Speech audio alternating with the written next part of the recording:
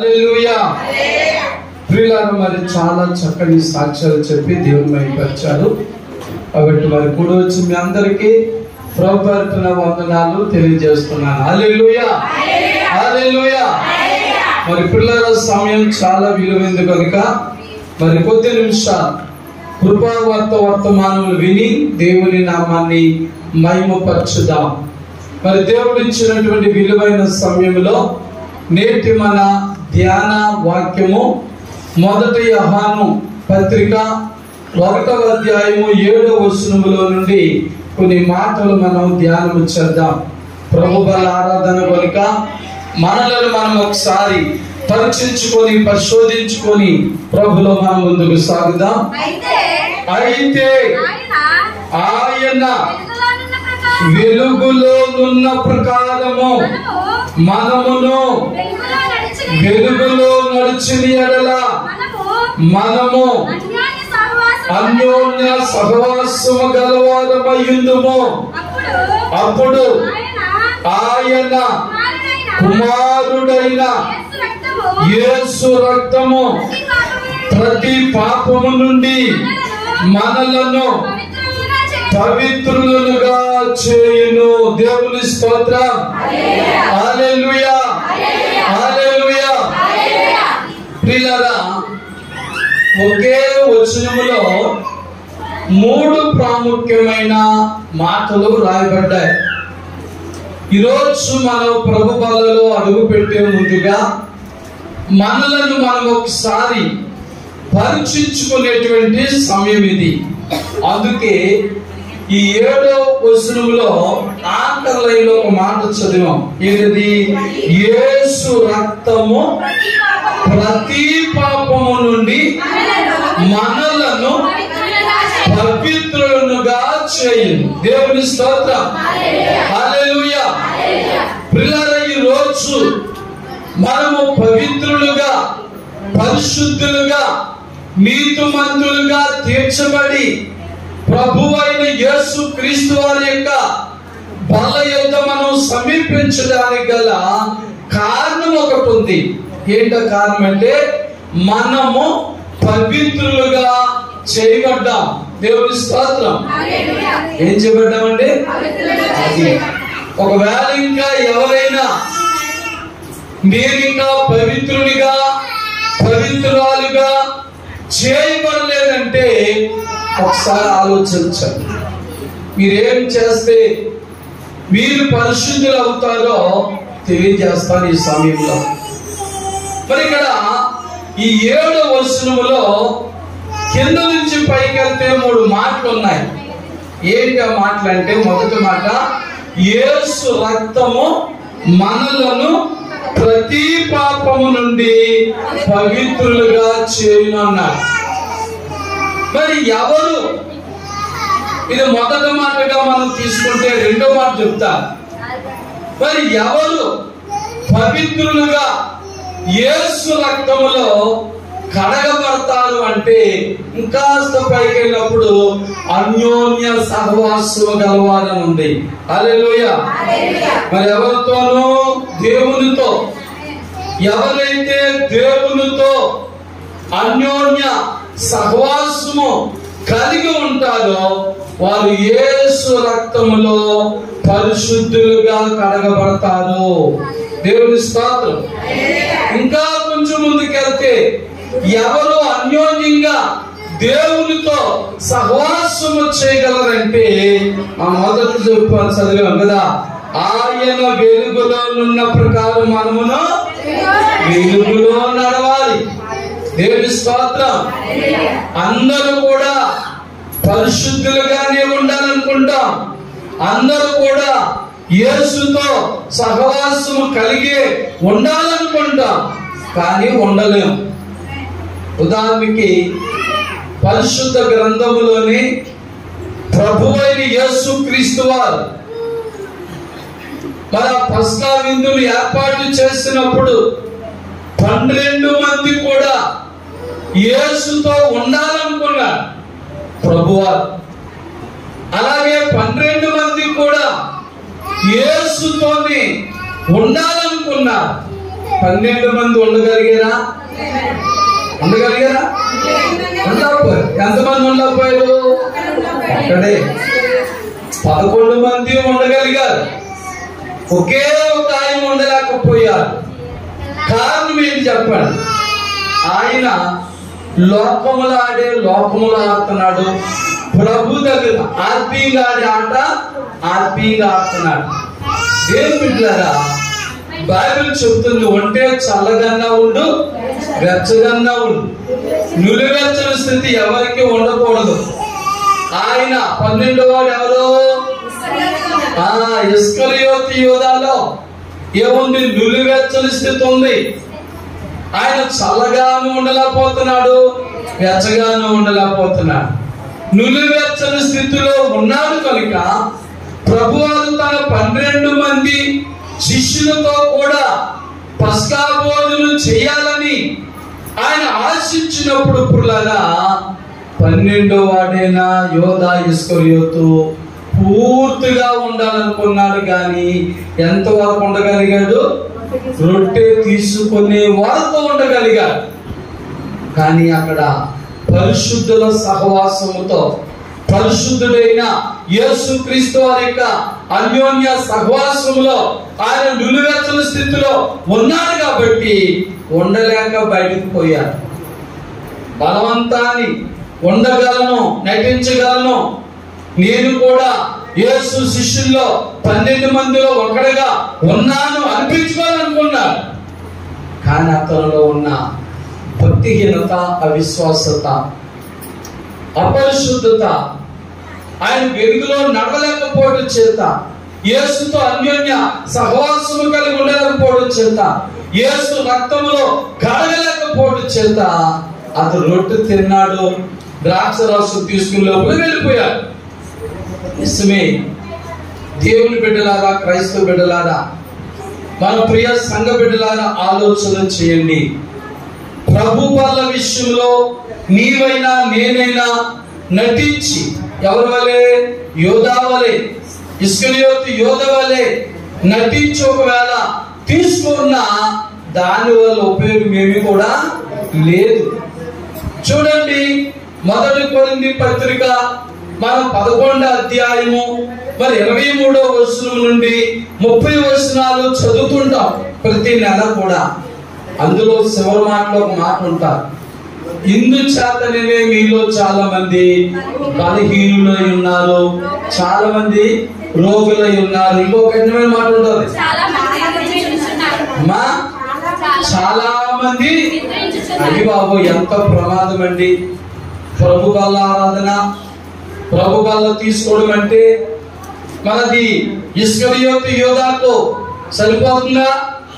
అక్కడ మాట అందుచేతనే మీలో చాలా మంది నిద్రించుచున్నారనే మాట ఇస్కరియోతు యోధా సరిపోతుందా?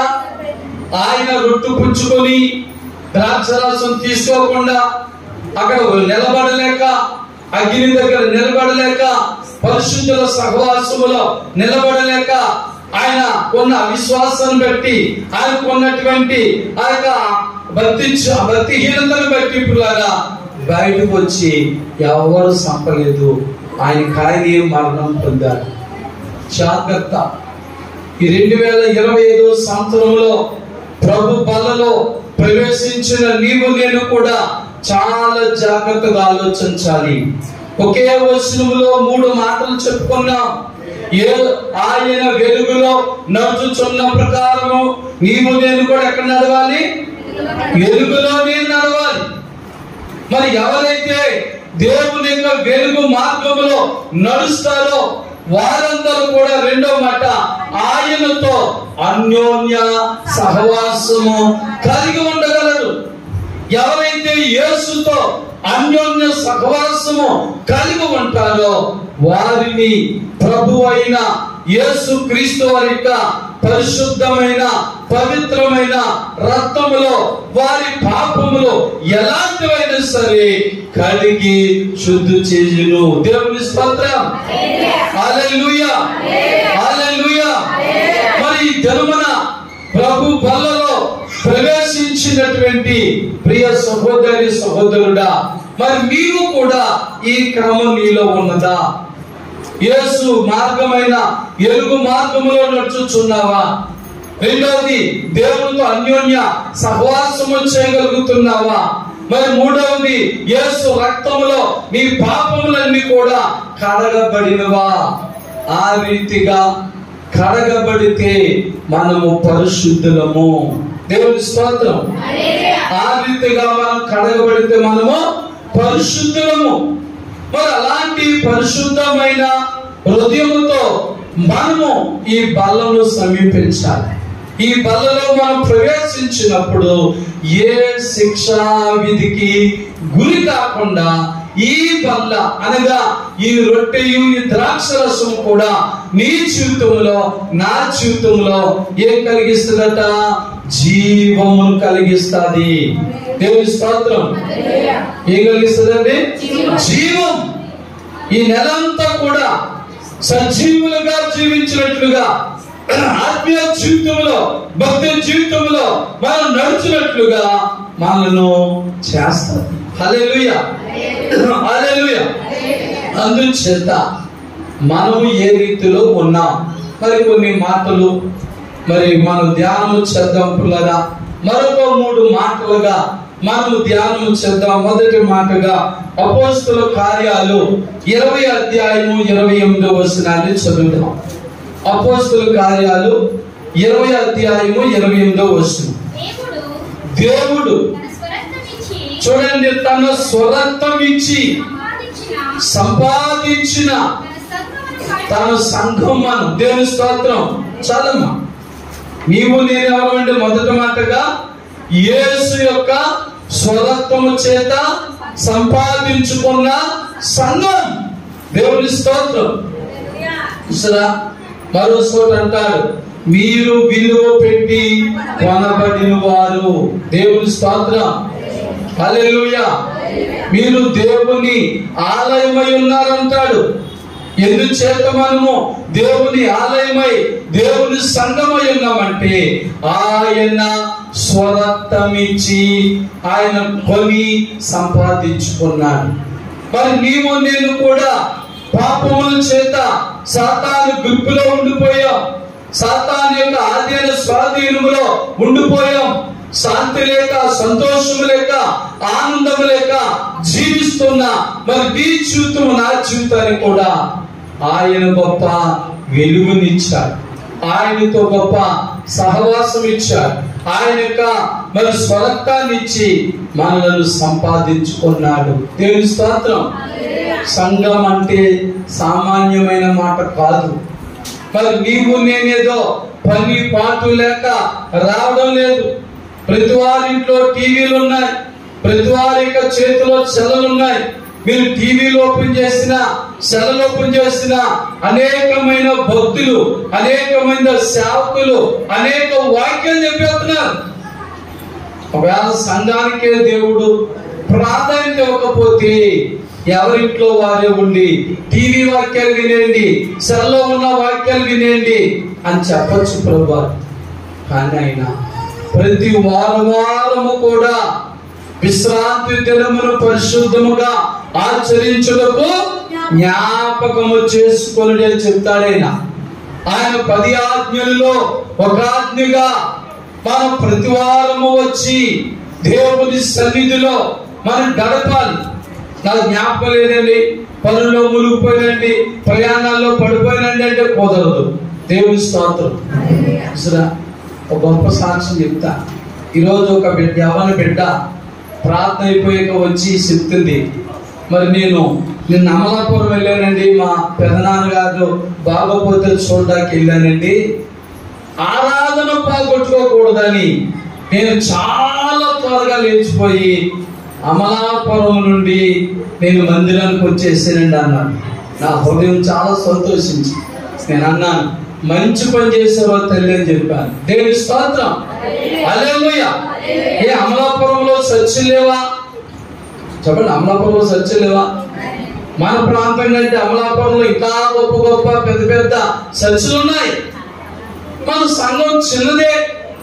దివిలో ఒక చిన్న సంఘం, మా అయితే ఒక 50-60 మంది ఉండొచ్చు. కానీ ఆ బిడ్డ అమలాపురం వెళ్ళినాన్ని పరుగున వచ్చేసిందండి. 10:30 అవతలకు వచ్చేసిందండి. హల్లెలూయా హల్లెలూయా. 10 గంటలకు కావాలంటే వచ్చేసింది 10:30. కారణం ఏంటంటే నా సంఘం, దేవుని స్తోత్రం ఏంటండి, నా సంఘం, ప్రభు నన్ను సంఘంలో ఒక బిడ్డగా ఉంచాడు కాబట్టి అక్కడికి వెళ్ళిపోవాలి మనం. దేవుని స్తోత్రం హల్లెలూయా. చూసారా, అందుకని నేను ఏ ఊర్లో ఉంటే ఆ ఊర్లో చర్చికి వెళ్ళిపోతానండి, ఎక్కడుంటే అక్కడ పాస్ గారండి, మరి నేను ఎక్కడుంటే అక్కడే నా దశభాగం ఇచ్చేస్తానండి, ఎక్కడుంటే అక్కడే నా పార్కులు ఇచ్చేస్తానంటే నీలో బాధ్యత లేదన్నమాట. తల్లి సంఘం యొక్క విలువేంటో నువ్వు తెలుసుకోలేకపోతున్నావు. తల్లి సంఘములో ఉన్న ఆ యొక్క మరి మంచితనం ఏంటో, తల్లి సంఘం నీ కొరకు చేసేటువంటి ప్రార్థన ఏంటో గ్రహించలేకపోతున్నావు. కానీ ఇదిగో పరిశుద్ధ సంఘముగా దేవుడు నిన్ను నన్ను కూడా పిలుచుకున్నాడు. ఎందుచేత మనం పరిశుద్ధ సంఘం అయ్యామంటే ప్రభు అయిన యేసుక్రీస్తు వారు ఏం చేసినాము, తన స్వరక్తం ఇచ్చి సంపాదించుకున్న సంఘమును. దేవుని స్తోత్రం. కనుక మొదటి మాటగా మనం గుర్తించుకోవాలి, మరి నీవు నేను కూడా సామాన్యమైన వాళ్ళు కాదు. నేను వస్తానంటే నా కుమారుడు పాస్టర్ గారు, నేను పాస్టర్ గారు కాబట్టి ఆదివారం వస్తామంటే అనేకమైన సచ్చులు పిలిస్తే వేల రూపాయలు కానుకలు ఇస్తారు, ఒక ప్రసన్నం చేస్తే. కానీ ఎందుచేత నా దివిలి, నా పిఠాపురం, నా కొండవారం, మరి మా యొక్క సంఘాలని ఎందుచేత మేము ఉండిపోతున్నామంటే ఇది దేవుడు మాకు ఇచ్చిన సంఘములు. దేవుని స్తోత్రం హల్లెలూయా హల్లెలూయా. అది నీవు నిన్ను కూడా యేసు యొక్క స్వరక్తం ఇచ్చి సంపాదించుకున్న సంఘము కనుక సంఘములో నీవు నేను కూడా పరిశుద్ధులుగా ఉండాలి. పరిశుద్ధులుగా ఉంటూ ఆయన బలను సమీపించి ఆ బలలో మన పాలు పంపులు పొందినప్పుడు మనము దీవించబడతాం, మనం ఆశీర్వదించబడతాం, మనం అనేకమైన వ్యక్తులకు సాక్షాత్తుగా ఉంటాం. మన మొదటి కొరింథీ పత్రిక 11వ అధ్యాయంలో అంటాడు కదా, నా రాకడ వచ్చే వరకు మీరు నాకు సాక్షులుగా ఉండండి, నా జనన మరణ పునరుద్ధానములను ప్రస్తుతము చేయండి అంటారు. దేవుని స్తోత్రం. అందుచేత సంఘం అంటే సామాన్యమైనది కాదు. ప్రభు అయిన యేసుక్రీస్తు వారు ఆయన స్వరక్తం ఇచ్చి సంపాదించుకున్నటువంటి సంఘం మనం. దేవుని స్తోత్రం. అందుచేతే నేను ఎక్కడుంటే అక్కడే ప్రభువారు పూర్తి చేసుకుంటానంటే కుదరదు. తల్లి సంఘములో నీవు ప్రతి నెల మొదటి ఆదివారం ప్రభు బలం పొందుకోవాలి. ప్రతి శుక్రవారం, ప్రతి ఆదివారం, ప్రతి బుధవారం జరిగే సంఘ కార్యక్రమంలో పాలు పంపులు పొందాలి. దేవుని స్తోత్రం. కనుక మరి రెండో మాటలోకి వెళ్ళిపోదాం అనుకున్నారా. ప్రకటన గ్రంథము 5వ అధ్యాయము 9వ వచనం చదువుదాం. 9-10 వచనాలు.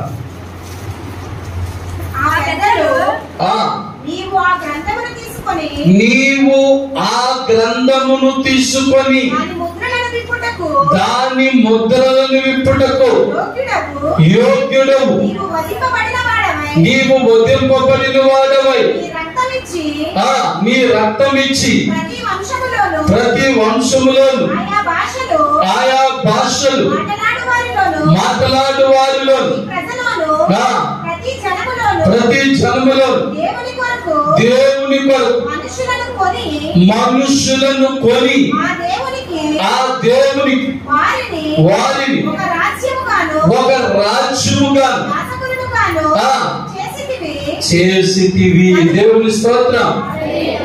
ప్రియులరా, మనము దేవుని సంఘముగా ఉన్నటువంటి మనలను ఆయన జీవ గ్రంథములలో మన పేరులను రాసి ఒకప్పుడు మనం రక్షించబడినప్పుడు ఎలాగైతే నశించిపోయామో, శాంతి లేక, సంతోషము లేక, ఆనందము లేక, నెమ్మది లేక ఉన్నామో అలాంటి వారు అనేక మంది లోకములో నశించిపోతున్నారు. చెప్పండి, లోకములో నశించిపోతున్నారు. అలాగే నశించిపోతున్న వారికి మరి నీవు నేను కూడా సువార్తను చెప్పి వారిని రక్షించాలి. దేవుని స్తోత్రం. మరి సువార్త చెప్పడానికి మరి సంఘ బిడ్డలుగా మీరు పాస్టర్ గారులు అయిపోకర్లేదు, పాస్టర్ గారులు అయిపోకర్లేదు. దేవుడు మీకు ఇచ్చిన ఉద్యోగంలో మీరుంటూ, దేవుడు మీకు ఇచ్చిన వ్యాపారంలో ఉంటూ, దేవుడు మీకు ఇచ్చిన పరిపాలనలో మీరుంటూ పిల్లరా, మీ యొక్కకు ఎవరు వచ్చినా, ఎవరి యొక్కకు మీరు వెళ్ళినా మీరు పొందిన రక్షణ అనుభవాన్ని, మిమ్మల్ని దేవుడు ఎలాగైతే రక్షించాడో ఆ యొక్క విషయాన్ని ఇతరులకు పంచుకుంటే చాలు. దేవుని స్తోత్రం. ఇతర మనుషులను సంపాదించే వారిగా దేవుడు మనల్ని ఏర్పాటు చేసుకున్నాడు. హల్లెలూయా. కనుక మరి ప్రియ సంఘ బిడ్డలారా, మన సంఘమునకు మీరు నూతనమైన బిడ్డల్ని ఎంతో మంది నడిపిస్తా ఉన్నారు. బాధల్లో ఉన్న వారిని, కష్టంలో ఉన్న వారిని, శోధన సమస్యలు ఉన్న వారిని ఎంతో మందిని మీరు తీసుకుని వస్తున్నారు. నాకు తెలుసు మీలో కొంతమంది అనేకులు తీసుకొస్తున్నారు. ప్రభు దగ్గరికి పరిచయం చేస్తున్నారు. మా పాస్టర్ గారు ప్రార్థన చేస్తారు, మా పాస్టర్ గారు ప్రార్థన చేస్తారు, మీ కష్టాలు తీరితే ప్రభుని, యేసు ప్రభుని నమ్ముకోండి మందిరాన్ని తీసుకొస్తున్నారు. దేవుని స్తోత్రం. కానీ ఆ పని ప్రతి వారము చేయాలి, ప్రతి ఒక్కరూ చేయాలి. అప్పుడే మరి అనేక ఆత్మలు రక్షించబడతాయి, అనేక ఆత్మలు ప్రభు రాజ్యములో చేర్చబడతాయి, అనేకములుగా సంఘము కట్టబడతాయి. పిల్లలని స్తోత్రం. హల్లెలూయా. అంతేకాకుండా మరొక గొప్ప మాట చెప్పంటారు అలా చేసే వారికి. దానియేలు గ్రంథం 12వ అధ్యాయం 3వ వచనం చదవండి. దానియేలు గ్రంథము 12వ అధ్యాయం 3వ వచనం. ఒకటి నుంచి చదివిన పర్లేదు అమ్మా. బుద్ధిమంతులైతే చూడండి, ఆకాశ మండలములోని జ్యోతులని పోలిన వారే ప్రకాశించగలరు.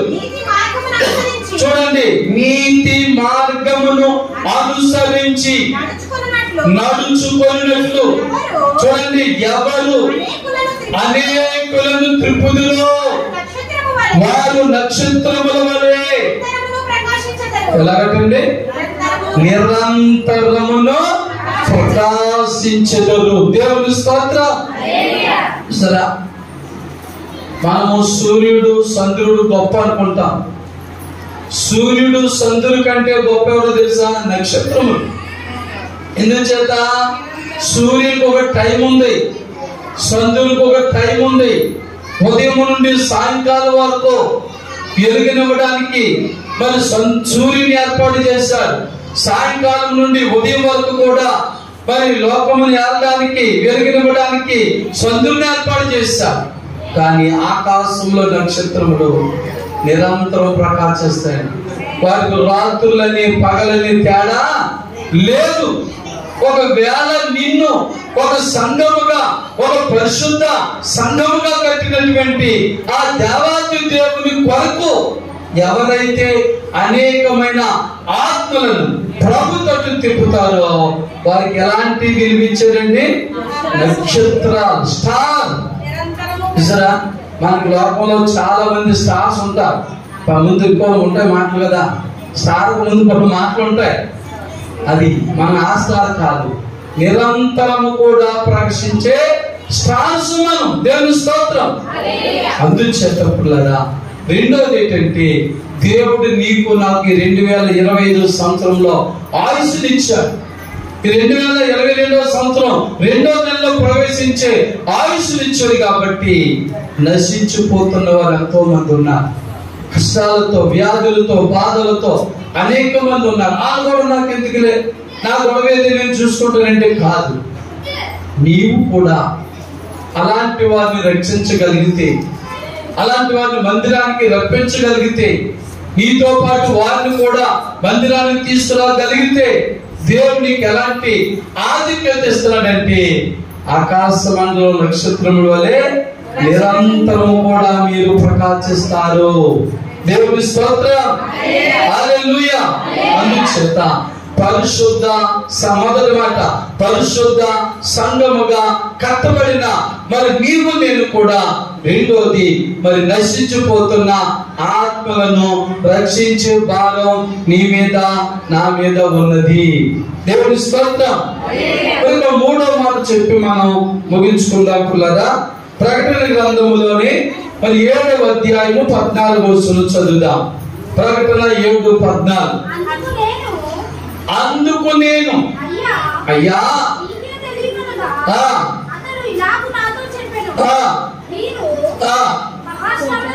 చూడండి, వీరు మహాశ్రమలలో నుండి వచ్చిన వారు గొర్రెపిల్ల రక్తములో తమ వస్త్రములను ఉదుకుకొని వాటిని తెలుపు చేసుకొని. హల్లెలూయా. మనం ఎప్పుడైతే ఆయన మొదటి మాట ఆయన పరిశుద్ధ సంఘముగా ఆయన విలువైన రక్తముతో కడగబడి పరిశుద్ధ సంఘముగా కట్టబడ్డామో, రెండోది ఈ పరిశుద్ధ సంఘము నశించిపోతున్న అనేకులను మరి ప్రభు దగ్గరకు త్రిప్పుతారో అలాంటి వారి జీవితంలో మూడో మాట ఎలాంటి శ్రమలు వచ్చినా ఆయనే విడిపిస్తానంటున్నారు. హల్లెలూయా. వీరు మహాశ్రమలలో నుండి ఏంటంటే మహాశ్రమల నుంచి వచ్చిన వారు. దేవుని స్తోత్రం. అనగా మరి ఎప్పుడైతే వాక్యానుసారమైన జీవితాన్ని నీవు నేను కలిగి ఉంటావు పిల్లరా, నీ జీవితంలో నా జీవితంలో ఎలాంటి శ్రమలు ఏర్పడినా, ఎలాంటి వ్యాధులు వచ్చినా, ఎలాంటి బాధలు వచ్చినా, ఎలాంటి శోధన సమస్యలు ఎదురైనా వాటన్నిటి నుంచి కూడా విడిపించువాడు ఆయనే. దేవుని స్తోత్రం. ఎందుచేత 50వ కీర్తన 15వ వచనం ఏమన్నాడు చదవండి. 50వ కీర్తన 15వ వచనం ఏమన్నాడు అక్కడ? ప్రభువారు ఆపత్కాలములో నీవు నన్ను గూర్చి మొరపెట్టుము, నేను నిన్ను విడిపించుదాను. దేవుని స్తోత్రం. హల్లెలూయా. మనము భయపడొద్దు. ఏ వ్యాధి వచ్చినా, బాధ వచ్చినా, లోటు వచ్చినా, శోధన వచ్చినా, కష్టం వచ్చినా, నష్టం వచ్చినా భయం లేదు. ఎందుకంటే ఒకప్పుడు భయంకరమైన శ్రమలోంచి బయటకు వచ్చిన వారు మనం. దేవుని స్తోత్రం. మరణాపాయం నుంచి బయటకు వచ్చిన వారు. కాబట్టి ఈ రోజున ఏదో మరలా నీ జీవితంలో నా జీవితంలో ఎదురవుతున్న ఏ విధమైన శోధనకు, వ్యాధికి, బాధకు, ఆపదలకు మనం భయపడవద్దు. ఎందుకంటే ప్రభు చెప్తున్నారు 50వ కీర్తన 15వ వచనం, ఆపత్కాలం ముందు నీవు నన్ను గురించి మొరపెట్టుము, నేను నిన్ను విడిపిస్తాను. హల్లెలూయా. అది ఎలాంటి వ్యాధి అయినా, బాధ అయినా, శోధన అయినా, సమస్య అయినా ఆయన విడిపిస్తాడు. కనుక ఈ 2025వ సంవత్సరంలో మనకు వచ్చే ప్రతి శ్రమైన, వ్యాధైనా, బాధైనా ప్రభుతో చెప్పుకుందాం. కానీ కురుకుపోవద్దు, సంఘానికి రావడం మానవద్దు, అనేక ఆత్మలను ప్రభు వైపు త్రిప్పడం మానవద్దు. సాతాను నీకు నాకు శ్రమలను చూపిస్తుంది, బాధలు పెడుతుంటాది, కష్టాలు పెడుతుంటాది. వాటిని చూసి కురుకుపోతామని, మందులకు రాకుండా ఉంటామని, అనేకులు ప్రభు తట్టు తిప్పకుండా ఉంటామని పిల్లరా వారి శ్రమలు వచ్చినా, ఆపదలు వచ్చినా భయపడొద్దు. ప్రార్థన చేసుకుంటే ఆయన మనం విడిపిస్తాడు. మూడో మాట అంటాడు, నీవు నన్ను మహిమపరచెదవు. హల్లెలూయా. దేవుని బిడ్డలుగా మనం ప్రతి ఆదివారం మందిరంలో చేసే పని అదే. వారమంతా, నెలంతా, సంవత్సరం అంతా దేవుడు మన జీవితాల్లో, మన బ్రతుకుల్లో ఆయన చేసిన స్వస్థతలు, అద్భుతాలు, ఆశ్చర్య కార్యాలు, మనుషుల చేత, ధనము చేత, బలము చేత, బలగము చేత, డాక్టర్ల చేత, మందుల చేత అవనటువంటి కార్యములన్నీ కూడా ప్రభువైన యేసుక్రీస్తు వారి ద్వారా మనం పొందుకుని గొప్ప గొప్ప సాక్ష్యం చెప్తున్నాం. హల్లెలూయా. హల్లెలూయా. 1978వ సంవత్సరంలో అనేక సార్లు మీకు చెప్పిన సాక్ష్యమే. డాక్టర్లు, మందులు ఏ కార్యము చేయలేదు నా జీవితంలో, నా 10వ సంవత్సరం వయసులో. కానీ ఒక పాస్టర్ గారు వచ్చి ప్రార్థన చేయడం ద్వారా కోమాలో ఉన్నటువంటి నన్ను ప్రభువారు మరలా జీవం పోసి బ్రతికించాడు. హల్లెలూయా, హల్లెలూయా, హల్లెలూయా. మరి నాటి నుంచి నేటి వరకు కూడా నేను బ్రతుకుతూనే ఉన్నాను. మరి అద్భుత కార్యం మరి నా జీవితంలో జరిగి అన్నాలని తెలుసా? 45 సంవత్సరాలు అయిందండి. ఎన్నాళ్ళైందండి? 45 సంవత్సరాల క్రితం, అనగా నేను 10వ సంవత్సరంలో ఉన్నప్పుడే చనిపోవాలి. కానీ ఈ 45 సంవత్సరాల నుంచి కూడా నేను బ్రతికే ఉన్నాను. ఇంకా ఆయన ఆత్మను రక్షించడానికి ఇంకా నేను బ్రతికిస్తానే ఉంటాడు. హల్లెలూయా. ఎందుకు చేతనంటే మందులు కాదు, డాక్టర్లు కాదు నన్ను బాగుపరుస్తా, స్వస్థపరుస్తా. ప్రభు అయిన యేసుక్రీస్తు వారు నన్ను స్వస్థపరిచాడు కాబట్టి, నాకు ఆయుష్ ఇచ్చాడు కాబట్టి, నాకు ఆరోగ్యం ఇచ్చాడు కాబట్టి ఇంతవరకు బ్రతికే ఉన్నాను. దేవుని స్తోత్రం. అదే కానీ నా తల్లిదండ్రులు ప్రభు నమ్ముకోకుండా ఆ పాస్టర్ గారు వచ్చినప్పుడు వాక్యం విని ప్రార్థన చేసుకోకుండా చేయించకుండా ఉంటే ఆ రోజునే చచ్చిపోదు. చూసారా నేను బిడ్డలారా, అందుకే నీవు నేను కూడా రక్షించిపోతున్న ఆత్మను రక్షించాలి. మనం ఎన్ని శ్రమలు బాధలున్నా ప్రభుతో చెప్పుకోవాలి. మనం ఒక సంఘముగా కట్టబడడానికి ఆయన విలువైన అమూల్యమైన రక్తం చేత ప్రభు మనలో కడిగి మరి స్వస్థపరిచి ఆయన మన పరిశుద్ధ సంఘముగా కట్టాడు. దేవుని స్తోత్రం. కనుక మరి దేవుని బిడ్డలారా, ఈ ప్రకారముగా మనము చేసి మన జీవితాలు, మన బ్రతుకులు కూడా పరిశుద్ధపరచుకుని పరిశుద్ధ బలలో పాలు పంపులు పొందితే మనము ఆశీర్వదించబడతాం, శాంతి సమాధానం పొందుకుంటాం, సంతోష ఆనందములు పొందుకుంటాము. కనుక మరి ఈ మాటల ద్వారా, వాక్యము ద్వారా మన జీవితాలు, మన బ్రతుకులు ఉన్నాయో లేదో ఒక్కసారి మనం మోకరించి తలలో ఉంచుకుని ప్రభుతో మాట్లాడదాం. మనుషులతో కాదు, పాస్టర్ గారితో కాదు, ఇరుగు పొరుగు వారితో కాదు, మీ పక్కన వారితో కాదు, కానీ ఇదిగో మరి ప్రభుతో మాట్లాడదాం. నిజముగా నీవు ప్రభు అయిన యేసుక్రీస్తు వారి యొక్క పరిశుద్ధమైన రక్తములో కడగబడి ఒక పరిశుద్ధ సంఘముగా కట్టబడ్డావా లేదా? ఒకవేళ లేదు అనేటువంటి మాట మీ మనసు కనిపిస్తే ఇప్పుడే మీ పాపములు, మీ అపరాధములు ఒప్పుకోండి.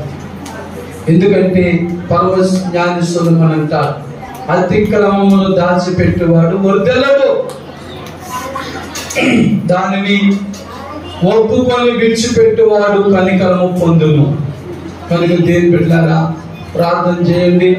రెండవది, రక్షించిపోతున్న ఆత్మను రక్షించే భారం నీ మీద, నా మీద ఉంది. ఈ ఇతరులకు సువార్త చెప్పి మందిరానికి నడిపించగలుగుతున్నావా? అలా చేయలేకపోతే ఈ రోజు నుంచి నువ్వు ఎక్కడికి వెళ్ళక్కర్లేదు. నీరు పొరుగు వారు, నీ వీధిలో వారు, లేకపోతే నీతో ఉద్యోగం చేస్తున్నవారు, నీతో వ్యాపారం చేస్తున్నవారు, నీతో పనిబాటు చేస్తున్నారు, లేకపోతే ఇరుగమ్మ పొరుగమ్మ నీ ఇంటికి వచ్చినప్పుడు, నీ వాళ్ళ ఇంటికి వెళ్ళినప్పుడు ఇప్పుడైనా సువార్త ప్రకటించేవా? యేసుని గురించి చెప్పేవా? లేకపోతే ఈ రోజు నుంచి ప్రారంభించు. మూడోదిగా మహాశ్రమ నుంచి బయటకు వచ్చామా? కాబట్టి ఇప్పుడు ఎదురవుతున్నాయి చిన్ని చిన్ని శ్రమను చూసి అడిపోవద్దు. ఏ శ్రమ వచ్చినా, ఏ బాధ వచ్చినా, ఏ వ్యాధి వచ్చినా ప్రభు అయిన యేసుతో చెప్పుకుందాం. ఆయన మనం స్వస్థపరచువాడే. ఆపత్కాలంలో నీవు నాకు మొరపెట్టు, నేను నిన్ను విడిపిస్తానని చెప్పిన దేవుడి మాట నమ్ము. నీవు ఇప్పుడు ఈ సమయంలో ఎలాంటి ఆపదలు ఉన్నా, ఎలాంటి కష్టములు ఉన్నా ప్రభుతో చెప్పుకో. ప్రభు నీకు విడుదల కలిగిస్తాడు. మరలా ఆదివారానికి మందిరంలో గొప్ప సాక్ష్యం చెప్పేలాగా మరి ఆయన చేస్తారు. కనుక ప్రార్థించుకుందాం. ప్రేమమయుడా యేసయ్య, మీకే వందనాలు, స్తోత్రములు తండ్రి. ఇదిగో తండ్రి, జన్మన మొదటి యోహాను పత్రిక 1వ అధ్యాయం 7వ వచనములో నుంచి కొన్ని మాటలు మేము ధ్యానము చేస్తాం. మీ కృప, మీ కరుణ, మీ కటాక్షములు, మీ శాంతి, మీ సమాధానములు నాకు మాకు దయచేసి బలమైన సంఘముగా, స్థిరమైన సంఘముగా మమ్మల్ని ఏర్పాటు చేయమని యేసుక్రీస్తు పరిశుద్ధ నామములో ప్రార్థించి వేడుకొనుచున్నాము తండ్రి. ఆమేన్. దేవుని స్తోత్రం. హల్లెలూయా.